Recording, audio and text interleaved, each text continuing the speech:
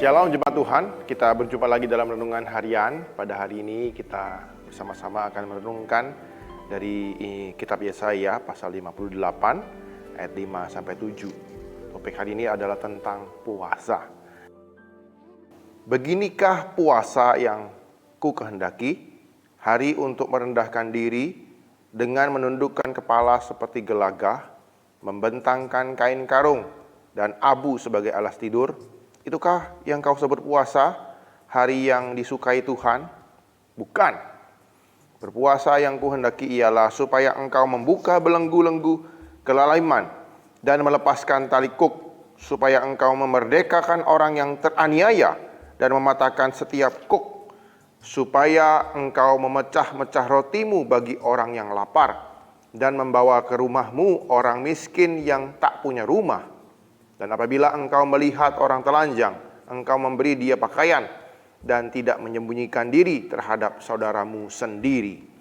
Nah, saudara, berpuasa adalah praktek dalam tradisi iman Kristen sejak bangsa Israel, saudara. Sampai sekarang masih relevan dan masih kita lakukan, terutama di masa-masa Paskah, saudara. Nah, saya akan mengajak kita merenungkan topik ini karena ini yang perlu kita lakukan secara rutin, saudara. Di tengah-tengah banyaknya informasi, banyaknya perkembangan dan pergumulan dalam kehidupan manusia sekarang ini, baik di negara kita sendiri maupun di dunia ini, saudara. Kita mungkin berpikir bahwa puasa adalah kaitannya dengan selera dan kenikmatan. Atau kita berpikir bahwa itu adalah tradisi orang-orang Muslim, tetangga kita. Nah, saudara, dalam kehidupan kita sehari-hari, kita makan apa yang kita inginkan. Kita menikmati hiburan sesuai dengan selera kita, dan kita tenggelam dalam segala kegiatan yang memuaskan kita. Kita ingin memuaskan selera kita. Nah, sebagian besar hidup kita habiskan dengan memuaskan keinginan kita. Puasa yang sebenarnya bukanlah tentang selera itu saja, tapi lebih luas daripada itu. Puasa adalah praktek menyangkal diri. Kita perlu menyangkal diri. Nah, itu adalah salah satu dari syarat mengikut Yesus. Pikul salib, sangkal diri, ikut Yesus, gitu ya. Nah, ini yang perlu kita kerjakan terus, saudara. Nah, praktek ini berlawanan memang dengan budaya dunia ini, saudara. Banyak hal-hal yang nikmat, saudara, yang enak di mata, enak di telinga, bahkan enak di mulut, saudara. Budaya konsumtif, saudara. Nah, kalau kita belajar menyangkal diri selama beberapa waktu, baik itu makanan, minuman, benda, ambisi, hiburan, dan hal-hal yang lain, kita mengambil sikap dan menyuarakan tentang ada hal yang lain yang lebih penting daripada itu. Jadi, itulah arti praktek puasa, supaya kita bisa kembali fokus kepada yang penting. Nah, saudara, itu adalah sebuah pernyataan yang radikal kepada diri kita sendiri, kepada gereja, bahkan kepada dunia, bahwa kita tidak mengikuti norma dunia.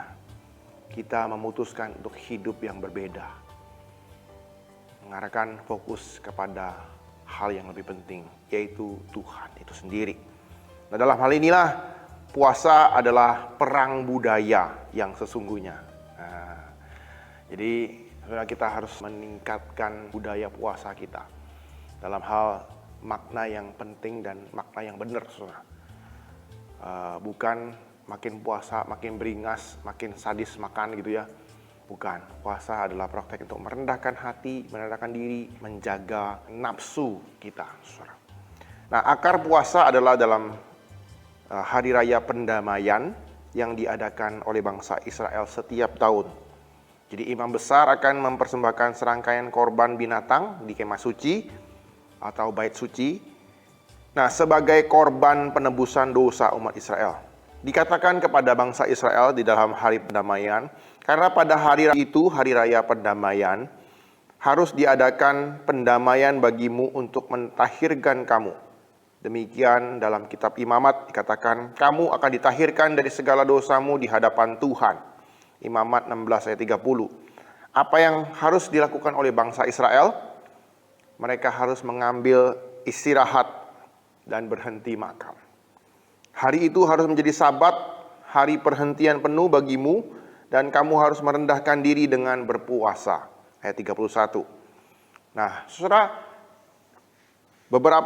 kebanyakan ahli Alkitab menafsirkan frasa merendahkan diri itu sebagai tindakan puasa. Oleh karena itu, ini menjadi tradisi dari bangsa Yahudi selama berabad-abad. Saudara, dalam bahasa Ibrani, kata merendahkan diri itu punya arti yang lebih keras lagi, saudara. Nah, sebenarnya bisa diterjemahkan dengan menindas diri. Meskipun ini bukan artinya kita dianjurkan untuk melukai diri kita sendiri, menghajar diri kita sendiri sampai berdarah-darah, bukan, saudara. Ini artinya melibatkan dalam perendahan diri. Logikanya seperti ini. Sementara imam mempersembahkan korban di atas mezbah untuk mewakili umat, umat harus melakukan pengorbanannya sendiri, merendahkan dan menyangkal dirinya dengan menolak segala kenikmatan makanan selama 1 hari penuh. Itulah artinya puasa. Jadi dalam berpuasa kita menolak sesuatu, kita harus mempertimbangkan sesuatu yang tidak mudah, tidak lazim, dan benar-benar menyakitkan. Nah, saudara, dalam kitab Yesaya yang kita baca tadi, Nabi Yesaya menambahkan satu aspek yang lain tentang puasa. Dikatakan dalam Yesaya 58 ayat 6-7, berpuasa yang ku kehendaki ialah supaya engkau memecah-mecah rotimu bagi orang-orang lapar, membawa ke rumahmu orang miskin yang tak punya rumah. Dan apabila engkau melihat orang telanjang, supaya engkau memberi dia pakaian dan tidak menyembunyikan dirimu terhadap saudaramu sendiri. Nah, saudara, konteks ayat ini dikatakan di ayat-ayat sebelumnya. Karena orang Israel itu puasanya sudah tidak benar lagi. Mereka mengurus urusan mereka sendiri, mereka melakukan puasa. Tapi mereka juga menindas saudara-saudaranya. Mereka dulu punya hamba, saudara. Punya hamba, dan mereka tindas hambanya. Mereka bisa puasa dengan rajin dan saleh, tapi mereka melakukan penindasan kepada orang-orang di sekitar mereka. Dan Allah menanggapi hal itu. Allah memperhatikan tindakan mereka. Ketika mereka puasa, mereka memperlakukan orang-orang dengan buruk. Patutkah mereka berharap Allah akan menghargai perbuatan mereka, puasa mereka itu, sementara perbuatan mereka melanggar firman Allah yang lain, melakukan kekerasan, melakukan penindasan? Tentu tidak, bukan. Jadi jika kita ingin puasa yang memberikan pengaruh di tengah-tengah dunia ini, saat kita memohon Allah memulihkan dunia ini, memulihkan kesalahan dunia yang berdosa ini, kita perlu memastikan dengan benar, saudara, doa kita, puasa kita itu, bahwa kita sendiri bukanlah pelaku-pelaku dari kesalahan itu. Nah, saudara, ini sebuah puasa yang boleh kita mengerti bahwa puasa itu kan menjauhkan diri dari yang kita inginkan nikmati, saudara, dan melatih fokus kita kepada Tuhan. Dan juga ingat, saudara, puasa itu adalah untuk mengasihi orang-orang yang lain, bukan menindas kawan-kawan kita, menjauhi sesama kita. Jadi berhubungan juga dengan mengasihi sesama, saudara, yang memperlakukan sesama kita seperti Allah memperlakukan mereka. Itulah puasa.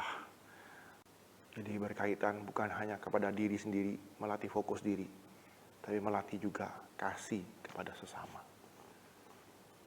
Jadi biarlah kita boleh menjadi orang yang setia melakukan disiplin ini, disiplin puasa ini, memfokuskan diri kita kepada Tuhan, mengambil waktu untuk diam, tenang, menggumulkan perdosaan kita, dan begitu besar kasih Tuhan kepada kita. Kita mengambil waktu untuk puasa. Dan kemudian ketika kita berpuasa, kita juga memikirkan tentang sesama kita yang hidup dari kita, supaya mereka beroleh keadilan, beroleh perlakuan yang tepat dari kita sebagai anak-anak Tuhan yang mencintai Dia. Biarlah Tuhan boleh menolong kita berpuasa dengan benar, melakukan salah satu disiplin ini dengan baik, berlatih untuk menyangkal diri. Amin. Mari kita berdoa. Tuhan, kami bersyukur buat momen ini kami bisa kembali merenungkan firman Tuhan.